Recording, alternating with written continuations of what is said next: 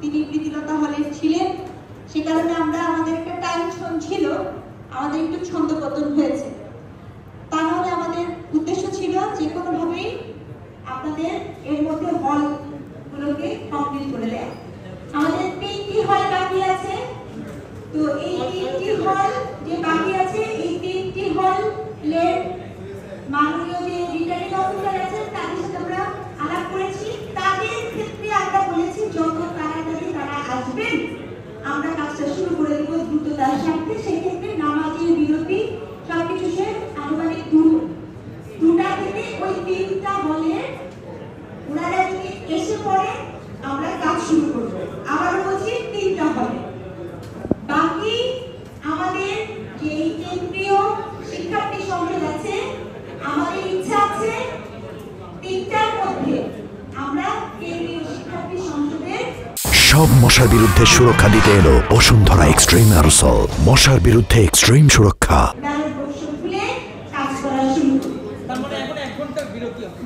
কিন্তু বিরোধী এখানে যে ব্যালট বাক্স ওপেন হয়েছে কাজ হচ্ছে, তাদের জন্য কোনো বিরতি নাই।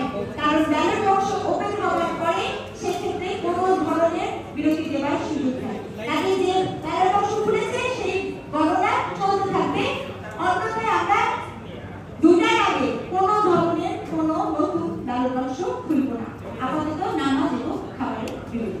ম্যাডাম এখন কোনটা চলছে? আচ্ছা, এখন যে হলগুলো চলছে বিশ্বকবি রবীন্দ্রনাথ, এই মুহূর্তে বিশ্বকবি রবীন্দ্রনাথ চলছে, আমাদের 13 নম্বর হলে কি চলছে, এই 2টি হল চলছে এবং আমাদের রফিক চৌধুরী হলের গণনা চলছে।